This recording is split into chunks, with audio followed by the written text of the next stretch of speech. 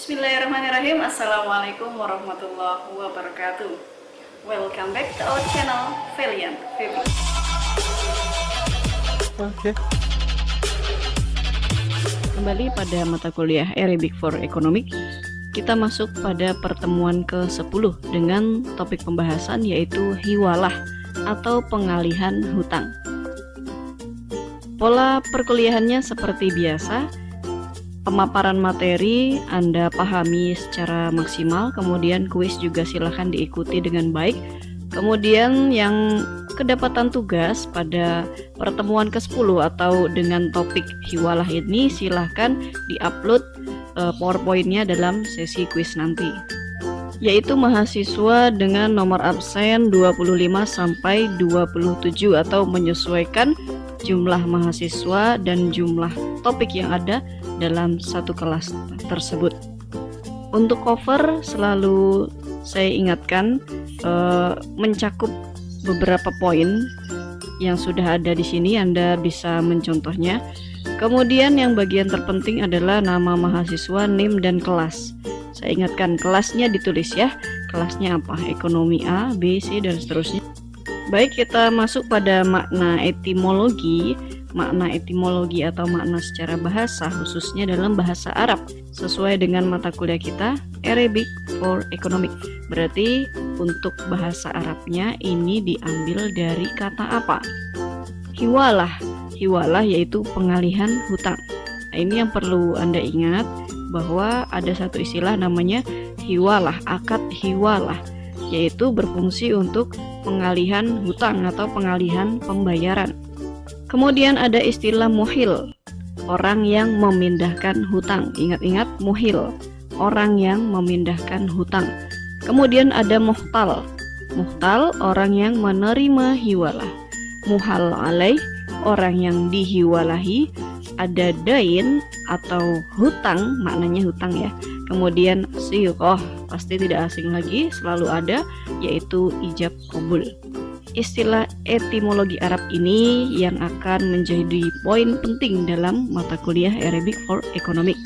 Kita lanjut pada makna terminologi, bahwa hiwalah itu adalah pengalihan hutang, baik berupa hak untuk mengalihkan pembayaran atau kewajiban untuk mendapatkan pembayaran utang dari orang yang mempunyai hutang dan piutang dengan disertai rasa percaya dan kesepakatan bersama.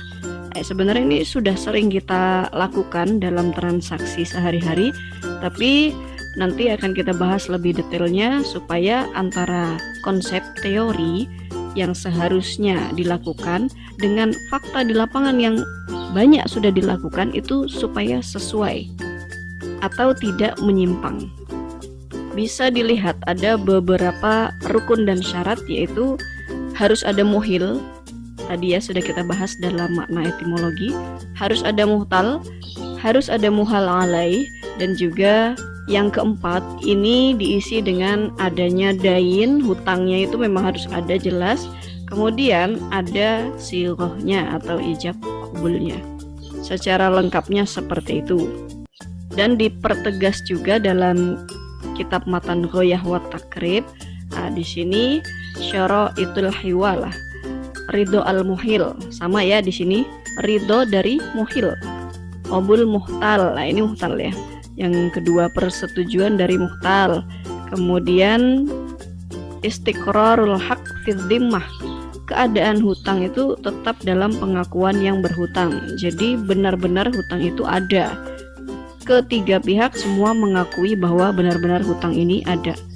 Kemudian ittifaq ma fi dhimmatihima, persamaan hutang antara muhil dan muhal alaih dalam jenis, macam dan temponya. Baik, berarti di sini hutangnya itu jumlahnya harus sama. Jadi kalau hutangnya 5.000 maka pengalihan hutangnya juga 5.000 harus sama. Perhatikan unsur-unsur ini. Kita masuk pada implementasi hiwalah. Yang pertama, perhatikan hiwalah mutlaqoh terlebih dahulu.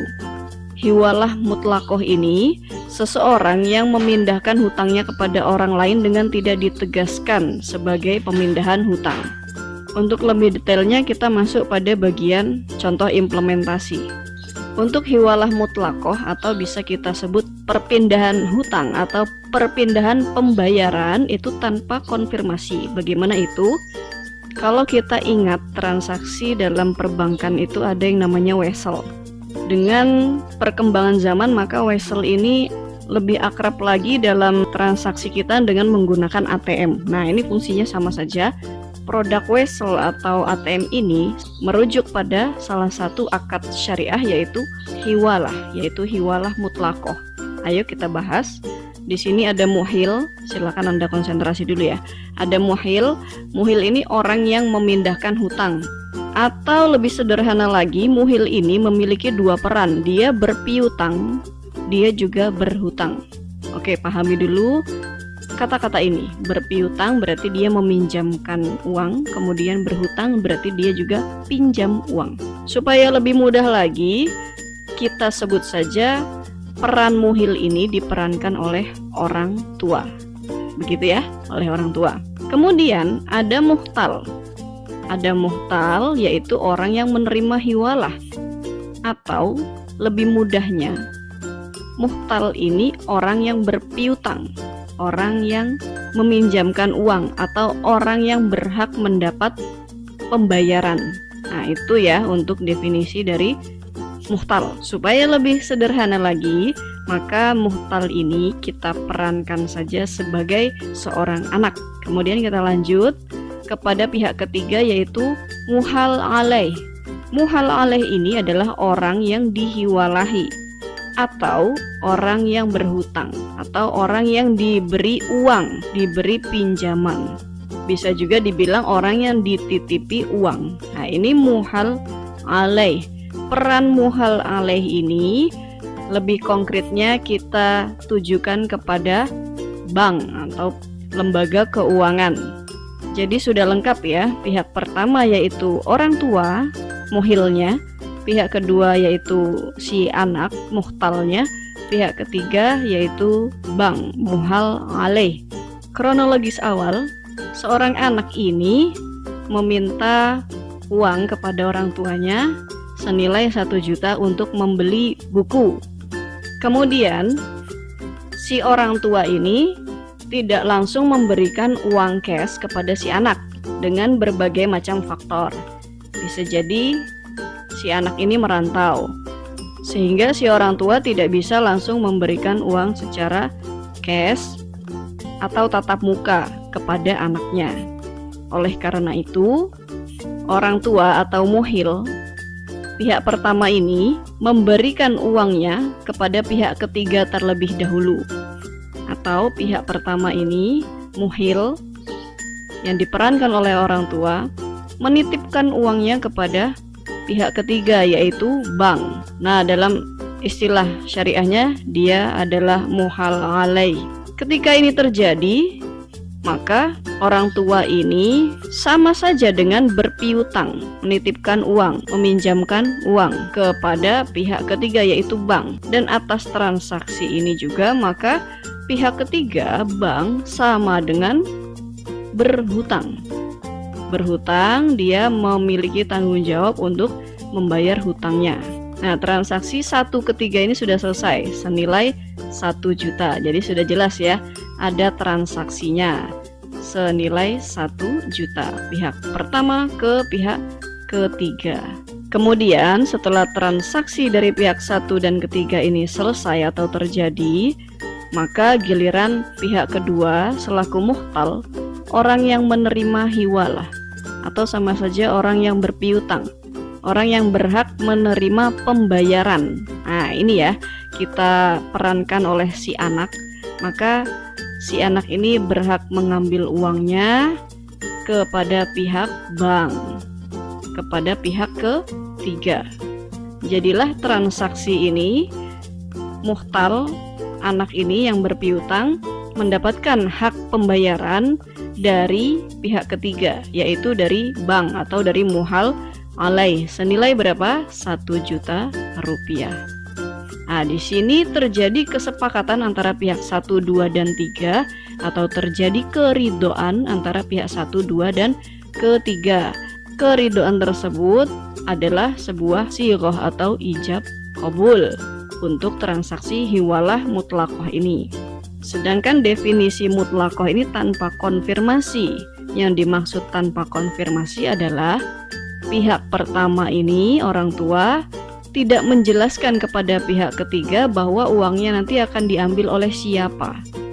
Sama saja pihak kedua ketika mengambil ke bank, ke pihak ketiga, ini tidak perlu bercerita, tidak perlu konfirmasi bahwa uang itu dikirimkan oleh orang tuanya senilai 1 juta untuk keperluan beli buku dan sebagainya, tidak perlu. Nah, ini tidak perlu saling konfirmasi atau saling mengabari antara pihak 1, 2, dan 3. Cukup hanya dengan saling ridho dengan transaksi hiwalah ini. Inilah yang dimaksud dengan transaksi hiwalah mutlaqah. Kita lihat ya slide sebelumnya. Nah, di sini. Jadi definisi yang tertulis ini sama seperti implementasi atau aplikasi atau penerapan atau praktek yang sudah barusan kita bahas. Nah, yang ini ya. Nah, ini yang dimaksud hiwalah mutlaqah. Biasanya hiwalah mutlaqah ini kemudian diimplementasikan dalam sebuah produk perbankan. Salah satunya adalah wesel, cara pengalihan pembayaran atau pengalihan hutang. Kita lanjutkan untuk implementasi hiwalah berikutnya. Bisa dilihat di sini, setelah hiwalah mutlaqah ada juga hiwalah muqayyadah, yaitu perbuatan seseorang yang memindahkan hutangnya dengan mengaitkan piutang yang ada padanya. Nah, untuk hiwalah muqayyadah ini kita langsung saja menuju contoh implementasinya. Baik, bisa kita perhatikan bahwa di sini hiwalah muqayyadah atau saling konfirmasi. Ada muhil yang diperankan oleh si Ahmad. Nah, ini ya, si Ahmad, dia berperan sebagai muhil. Dia itu berpiutang, dia juga berhutang. Nah, itu definisi dari muhil. Yang kedua, ada muhtal. Muhtal diperankan oleh toko sepeda atau pemilik toko sepeda ya. Nah, muhtal ini berpiutang. Jadi muhtal ini meminjamkan uang atau orang yang berhak menerima pembayaran. Nah, itu definisi dari muhtal.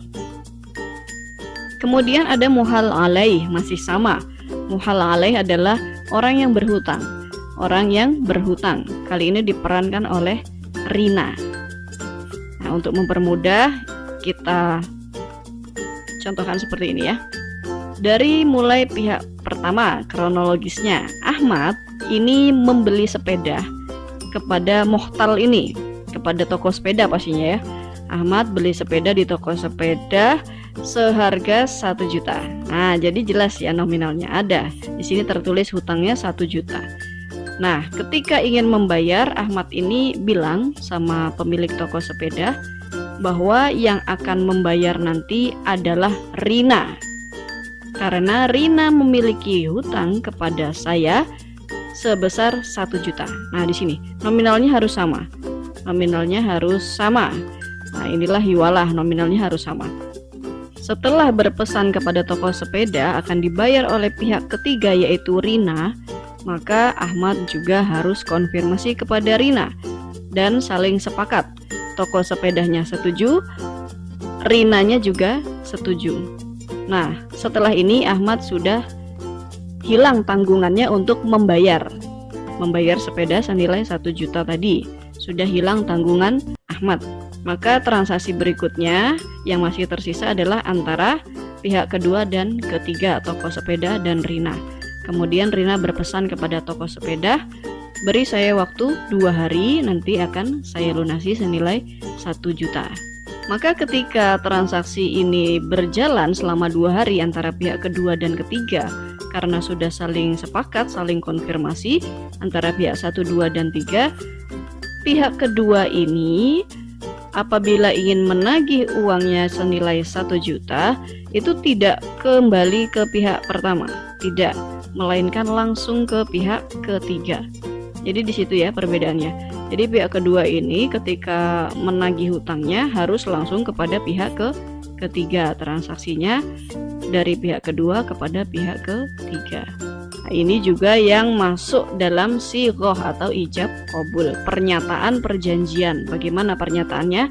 Nah, itu tertulis dalam sighoh atau ijab qabul, saling sepakat antara pihak 1, 2, dan 3. Dan nanti pembayaran akan dilakukan oleh pihak ketiga. Oleh karenanya pihak kedua ketika menagih pembayaran tidak kepada pihak pertama melainkan pihak ketiga. Nah, seperti itu masuk dalam sighoh atau ijab qabul. Hutangnya senilai 1 juta harus ada, harus jelas, harus sama. Ini yang dinamakan transaksi hiwalah muqayyadah atau saling konfirmasi, saling mengetahui, saling ridho.